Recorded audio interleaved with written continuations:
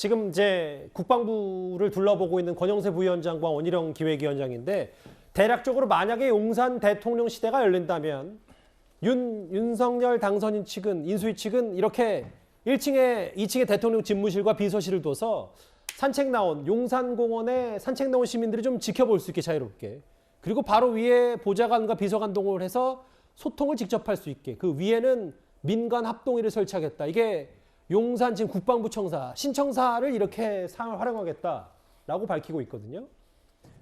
일단 청와대는 100% 개방하겠다는 뜻은 확실한 것 같습니다.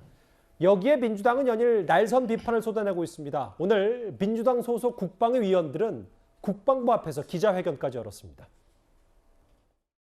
청와대 용산 이전 추진이 초래할 안보 공백 사태에 대한 국민적 우려가 커지고 있다. 윤 당선인이 공언했던 선제 타격의 첫 대상이 국방부인가라는 날선 비판까지 나오고 있다.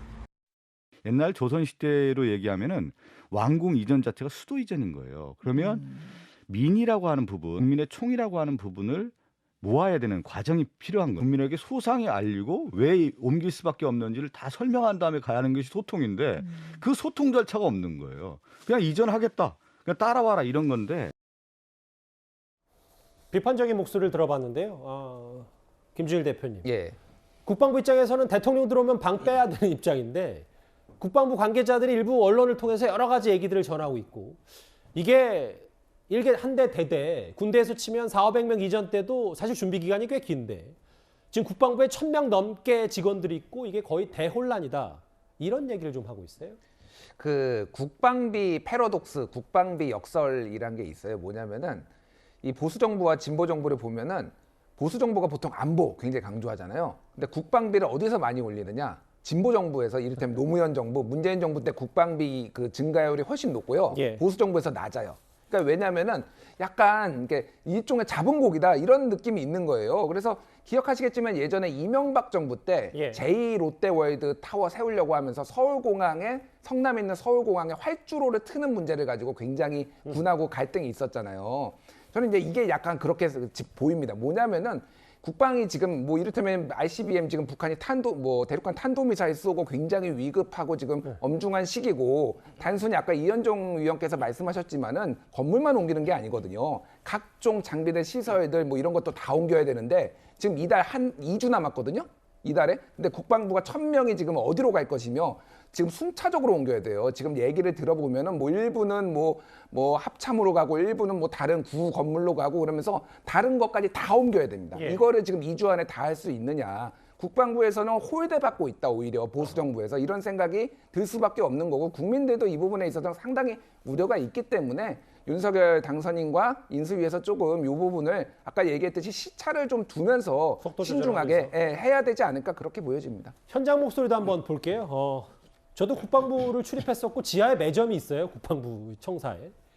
근데 여기 매점 운영자 분의 얘기는 만약에 정말 대통령 집무실이 용산으로 온다면 갑작스러운 통보에 어쩔 바를 모르겠고 국방부도 갈 것 없는 거 아니냐라고 하면서 결국은 이것도 소통 문제 아니냐라는 얘기를 좀 지적한 것 같아요. 그렇습니다. 청와대 게시판에 그 국민청원이 올라온 건데요. 이제 본인이 그 국방부 청사에서 매점을 운영하시는 분이라고 밝히시면서 이제 이번 달까지만 영업할 수 있다라는 통보를 받았다고 하셨거든요. 예. 그렇다면 본인과 본인 가족들, 뭐 직원들의 생계는 어떡하냐. 그래서 이 당선인의 취지, 소통을 하고자 하는 좋은 취지는 잘 알겠지만 이런 생계 보장도 좀 염두에 둬야 되는 거 아니냐라는 호소의 글이었습니다. 사실 이 매점을 운영하시는 분뿐만이 아니라 이 국방부에서 그 근무하시는 뭐 모든 직원들 또 직간접적으로 관련돼 있는 가족분들도 당장 여기에서 쫓겨나면 어디로 이사를 가야 될 텐데 이 부분에 대해서는 좀 더 세밀한 또 고려가 필요한 것이 아닌가 이런 생각이 듭니다. 그러니까 지금 소통하려고 청와대 나온다고 하는 건데 그러면 그 과정도 더 소통이 투명해야 된다. 뭐 이 말씀이신 거죠? 그렇습니다. 소통을 목적으로 하는데 과정이 소통이 없으면 그것만은 아이러니가 없지 않겠습니까? 예. 일단은 조금 여론의 추이를 윤 당선인도 보는 것 같고요.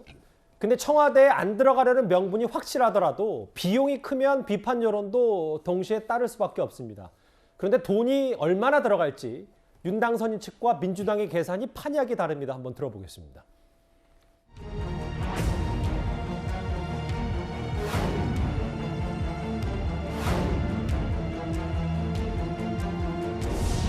10개 부대가 있습니다. 국방부 있죠. 합동참모본부 있고 사이버사령부 있고 시설본부 또 검찰단, 법원 뭐 여러 그런 부대들이 있습니다. 그 길을 이전한다고 하면은 지하 시설 같은 벙커는 EMP 탄에도 견딜 수 있게 만들어야 됩니다. 그거 하는데도 한 1,000억 이상 들어요. 그럼 합동참모본부 건물 짓는데 한 2, 3천억이 드는 거죠. 최소 건물 짓는 것만 한 1조 정도 드는 거고. 지금 비용의 추산과 관련해서 1조 가까이 된다라고 하는 건 너무 나가신 것 같고요. 저희가 최대한 국민의 이 세금이고 또 이 부분에 대해서 충분히 진지하게 생각하고 있습니다. 함부로 하지 않을 것임은 두말할 나위 없고요. 민주당과 당선인 측의 계산이 너무 달라서 김구식 교수님 외교안보 전문가시기도 하니까 한번 여쭤볼게요. 사성장군 출신인 김병주 의원은 이 청와대 경호처 수석 비용에 4천억, 국방부 본청에 2천억 넘게 들고 합참 이전도 2천억 넘게 들다. 근무지원 단위 1,400, 거의 1조 가까이 든다고 하는데, 근데 사실 그 김은혜 대변인은 한 500억 정도면 가능하다. 그것도 되게 많이 잡은 거다. 왜냐하면 500억도 외교부 이전이지 용산은 뭐 200억 정도면 된다고 했거든요. 이거 저희가 어떻게 해석할까요? 그 계산을 하는 그 방식이 서로 다른 것 같은데요.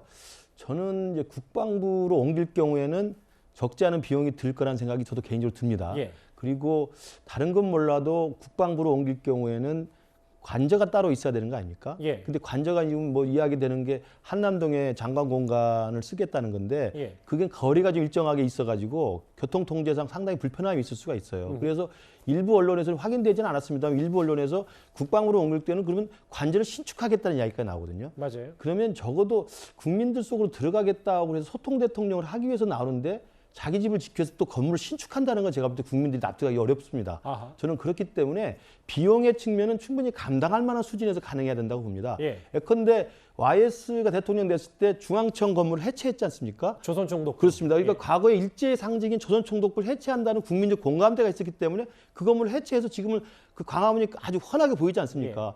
그러면 그 정도 해체 비용 같은 경우는 국민들이 감당할 수가 있죠. 저는 그래서 지금 뭐 어디를 정할 건가를 생각할 때 아까 이현정 의원도 말씀하셨지만 저도 두 가지를 말을 하고 싶은데 하나는 5월 10일에 너무 얽매일 필요가 없다. 예. 지금 김은혜 대변인이 봄꽃이 지기 전에는 간다고 그러니까 이게 5월 10일 넘어서도 뉘앙스가 좀 가능한 거예요. 봄꽃이 여름에 질 수 있잖아요. 그러니까 저는 5월 10일에 너무 집착할 필요가 없다는 생각을 좀 분명히 해야 된다고 보고요. 예. 두 번째는 청와대 나오는 건 저는 국민적 공감대가 있고 좀 나와야 된다고 생각합니다. 그런데 국방부는 저는 아니라고 생각합니다. 제 개인적인 생각으로는. 예. 오히려 광화문을 가기로 이미 공약에서 발표를 했었고 광화문 시대에 대해서는 본래 민주당과 문재인 대통령도 그 부분에서 국민적 합의가 있기 때문에 예. 광화문 대통령을 여는 건 저는 충분히 가능하기 때문에 광화문으로 저는 잠정적으로 그 결정을 하고 그 과정에 드는 비용을 최대한 줄이고 그다음에 이것들 국민들의 의견을 수렴하는 공론화 과정을 거치면 저는 별 문제 없이 박수 받으면서 저는 새로운 지무실을 만들 수 있다고 생각합니다. 김 교수님, 그런데 두 개로 압축했잖아요. 외교부 네. 건물하고 지금 용산. 네. 근데 김 교수님가 용산은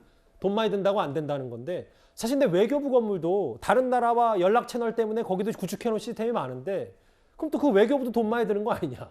또 이 얘기도 나올 수 그러니까 있잖아요. 그 비용이 아까 제가 말씀드린 국민들의 공감대 속에 수용할 수 있는 비용 수준인가를 따져야 되는데 국방부로 갈 때는 지금 국방부에 있는 부대와 거기 시설과 인원들을 이전시키는 데가 상당히 저는 큰 비용이 든다고 보고 제일 큰 관저 문제입니다. 그러나 외교부로 갈 경우는 제 개인적인 생각, 순수 제 개인적인 생각인데 삼청동 총리공원까지 사실은 거리가 작기 때문에 예. 그리고 문제가 됐던 청와대 지하벙커나 위기관리센터 같은 걸 외교부 건물을 쓰면 사실은 수시로 이용할 수가 있어요. 예, 저는 알겠습니다. 그런 면에서 본다면 기존의 시설들을 활용할 수 있으면서 관저도 기존 건물을 쓸 수 있고 그다음에 광화문 시대라고 하는 국민적 공감대라는 원칙과 명분에 좀 충실할 수 있다. 저는 그래서 이게 그 국방부로 갈 경우는 사실은 그게 어떻게 보면 공약 내용이 없었고 그다음에 대통령이 국방부로 간다는 것 자체가 제가 볼 때 크게 이렇게 그 생각할 부분이 많이 있을 것 같아요. 김주일 대표님, 그렇다 반대로 좀 생각해봐도 그런데 김병주 의원이 아무리 군사 전문가라도 이걸 1조로 계산한 건 너무 넉넉하게 잡아서 뭔가 이 용산 대통령 시대에 발목을 잡으려고 하는 거 아니냐라는 비판도 국민의힘에서 좀 있는 것 같더라고요. 제가 저 수치가 이를테면 얼마나 정확한지에 대해서는 제가 평가할 만한 어떤 능력이 있지는 않습니다. 그거는 있는데 저게 좀 과대포장된 거 아니야? 왜냐하면 뭐 민주당 입장에서는 최대한 이렇게 이런 비용까지 들 수 있다라고 말을 하려는 뭐 경향성이 있을 수는 있으니까요.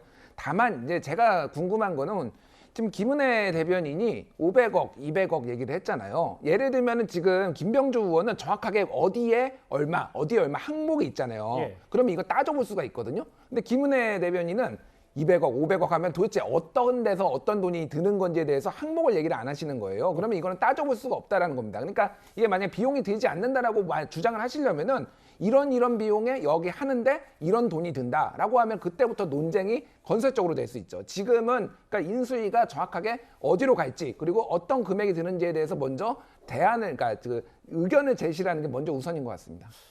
민주당에서는 안보 공백 문제 그리고 돈 문제를 지적하고 있거든요. 그런데 또 하나 일각에서는 이게 다 윤석열 당선인 측이 풍수가의 자문을 받은 거 아니냐는 목소리도 나왔습니다. 문재인 대통령의 오랜 절친으로 알려진 승효상 건축가도 3년 전에 이런 발언을 했습니다. 한번 들어보겠습니다. 멀쩡하게 방금 이야기하셨지만 과문 내내 이야기 노래해놓고서 느닷없이 용산 뜬금없이 글로 간다 하는 게 말이 되는 이야기예요. 국방부를 쫓아내고 그거 앉는다. 어떻게 해석하겠어? 풍수지리설 위해 무슨 걸로 해결하겠어? 지금 나라가 얼마나 위중합니까? 안보적으로 국제적으로도 그러잖아요. 그런데 느닷없이 국방부를 딴 데로 가라. 지금 이 위중한 시기에 그것도 우선 말이 안 되는 거고. 집무는 뭐 집무만 하고 나오면 되지만 완전은 생활하는 곳이니까 여기는 환기도 잘 안 되고요. 항상 불을 켜야 될 정도고 가운데 중복도가 되어서 그렇고요. 제가 보기에는 지금 현재 대통령뿐만 아니라 차기 대통령들의 건강과 안녕을 위해서도 완전은 옮겨야 된다고 생각하고 있습니다. 과거에 승효상 건축가도 저런 얘기를 했었습니다. 이번에 여의도에 입성한 정우택 의원은 국방부 혼선으로 안보 공백 우려한다. 좀 의견 수렴하라라는 그 국민의힘 내부 얘기도 있는데 저 이현정 의원님. 네. 풍수지리 때문에 옮기는 거 아니냐라는 게 지금 국민의힘 내부 이재호 상임고문의 입에서도 나왔거든요. 저희가 좀 어떻게 받아들일까요? 근데 문제는 이게 이제 민주당 내에서도 이제 뭐 풍수지리 아니냐 이렇게 비판을 하던데 그 윤호중 지금 비대위원장도 풍수지리 문제는요. 문재인 정부 때 그 광화문 이전 그 책임을 맡았던 유홍준 전 문화재관리청장이 있습니다. 그분이 공식적으로 발표를 하면서 풍수지리 이야기를 합니다. 맞아요. 즉 청와대 관제가 풍수지리가 안 좋아서 옮긴다. 그래서 기자들이 무슨 근거냐 과학적 그 풍수지리 근거 있다 이렇게 이야기를 했어요. 그러니까 그거 지금 이 정부에서 이야기되는 게 아니라 이미 풍수지리라는 문제는 이 건축가들 같은 경우는 풍수지리 봅니다. 왜냐하면 우리가 어떤 집을 지을 때도 정말 앞으로의 전망이 어떻고 어떤 것인가 이게 사실은 풍수지리라는 게 역사적으로 쭉 이어져 온 것이거든요. 이게 뭐 비과학적이다 이게 따르면 안 된다 이거 하기에는 이미 우리의 역사적으로나 여러 가지 어떤 관습적으로 풍수지리라는 거는 건축학자들이나 이런 분들이 보실 때 다 고려하는 사항들입니다. 그 솔직히 풍수지리 고려 안 한 분 있습니까? 어디 집 들어갈 때 다 봅니다. 뭐 물이 흐르는지 안 흐르는지 다 보거든요. 마찬가지로 지금 청와대가 지금 경무대부터 시작해 지금까지 70년 동안 해왔어요. 그렇다면 새로운 어떤 대통령의 집무실을 할 때 이런 여러 가지 주변의 상황들을 살펴볼 수밖에 없는 거 아니겠습니까? 근데 그것 때문에 풍수지리 때문에 그걸 옮겼다는 것 자체가 잘못됐다고 저는 하기에는 저는 좀 일반 국민적 상식과는 좀 멀은 상황이 아닌가. 왜냐? 청와대라는 대통령실이 앞으로 갈 때 앞에 그냥 딱 막힌 데 가면 좋겠습니까? 딱 튀어지고 뭐 여러 가지 주변 상황이 좋아야 되잖아요. 뭐 햇볕도 잘 들어야 벌레도 그렇죠. 없고 뭐 이런 거 뭐 말씀하시는 그런 거예요? 방향도 보고 다 하는 거 아니겠습니까? 그거야 뭐 다 하는 건데 그것 때문에 했기 때문에 나쁜 것이다라고 이야기하는 거는 저는 앞뒤가 맞지 않는 비판 아닌가 싶습니다. 근데 장 변호사님 어제 사실 그 윤호중 원내대표 얘기 중에 여러 뭐 풍수 얘기를 한 게 이걸 마치 또 뭐 김건희 씨 관련된 무속 논란으로 해석하는 거 아니냐 뭐 이런 얘기 때문에 풍수 얘기가 더 불거진 것 같거든요. 네, 아무래도 일단 청와대 이전이라는 중차대한 문제에서 이미 뭐 풍수라든지 뭐 무속 관련된 얘기가 나오는 것 자체가 굉장히 뭐 국민의 한 사람으로서 안타까운 상황인 거죠. 근데 이게 청와대 이전이라는 좀 이런 중요한 문제가 너무 졸속으로 좀 진행되다 보니까 이런 얘기들이 나오는 것 같습니다. 사실 이게 소통이 정말 중요하다면 이 과정도 정말 소통이 있게 국민들의 합의와 뭔가 컨센서스를 모아서 가는 과정들이 필요한 것인데 갑자기 뭐 국방부, 뭐 용산 이런 얘기도 나오는 그런 상황이다 보니까 너무 졸속으로 빠르게 추진하는 거 아니냐 이제 이런 우려들이 있는 거고요. 그리고 물론 풍수지리가 나쁜 게 아니죠. 근데 적어도 우리가 청와대를 이전하는 문제에 있어서 풍수지리가 중요한 근거가 돼서는 안 되는 거 아닌가요? 왜냐하면 중요한 근거는 뭐 청와대 이전을 하는 것이 뭔가 국민에게 더 다가가고 소통을 하기 위한 것이고 이런 것이어야 되는 거지 풍수지리가 그것만으로 이유가 되기는 어렵지 않겠습니까? 그렇다면 이게 윤석열 그 인수위에서 좀 더 세밀하게 잘 보좌를 해야 될 것 같습니다. 그렇지 않으면 이런 풍수 논란이 나와봤자 윤석열 당선인의 어떤 국정 운영 과정을 좀 더 흔드는 요소가 될 수 있기 때문에 좀 주의가 필요할 것 같습니다. 김근식 교수님께는 이 질문을 드릴게요. 아까 개인적으로는 용산 국방부 청사보단 광화문 외교부 청사, 광화문 시대가 더 낫다라는 개인적 입장을 얘기하셨는데 윤석열 인수위의 내부 기류도 좀 잘 아시는 편이니 지금 정말 5대5로 균형을 맞춰서 비교를 하는 건지 아니면 아무래도 용산 쪽으로 좀 결심이 굳은 건지 저희가 좀 어떻게 미리 점쳐볼 수 있을까요? 용산 쪽으로 일정 정도 좀 긍정적으로 검토를 하다가 지금은 이제 결정을 좀 미룬 상태로 제가 전해 듣고 있습니다. 예. 그러니까 이제 용산이 갑자기 튀어나온 이유도 제가 볼 때는 풍수의 문제가 아니고요. 풍수라는 건 뭐 새로운 집을 짓고 뭐 어떤 터를 잡아갈 때 그럴 수 있지만 이미 있는 건물 중에서 골라서 가는 건데 예. 풍수는 뭐 부차적으로 고려할 수 있는 거지만 그걸 전반적인 핵심 기준은 아닌데 용산이 거론된 건 딱 하나입니다. 보안입니다. 보안 경호. 예. 그러니까 광화문은 위험하다는 거거든요. 저는 그 부분에서 대통령 당선인이나 인수위 측에서 경호실의 경호 매뉴얼을 너무 기울이지 마라. 청와대를 버리고 광화문에 나와서 국민들과 함께 들어간다고 한다면 보십시오. 영국 수상, 영국 총리 관저는 사무실은요. 바로 일반 집하고 다닥다닥 붙어 있습니다. 맞아요. 경호는 그래도 하는 겁니다. 그걸 갖다가 68년에 1.22 사태처럼 청와대 기소할지 모르니까 폭탄이 터지면 안 됩니다. 경호실 말에 귀를 기울이는 순간 국방부라는 생각에 눈이 가는 거거든요. 예. 저는 그런 면에서 우리 당선인이나 인수위 측에서 경호 때문에 국방부로 가야 된다는 생각 자체도 처음부터 잘못됐다고 생각합니다. 알겠습니다. 광화문으로 가고 광화문에서 경호의 문제는 경호의 기준은 68년에 1.22 사태 경호가 아니라 2022년에 대한민국의 국민과 함께하는 보이지 않는 경호를 하라고 이야기를 하면 된다고 생각합니다. 예. 일단 내부 기류는 어제까지만 해도 용산 쪽으로 가다가 지금 잠깐 멈춘 상태다. 이런 얘기 잘 들었습니다.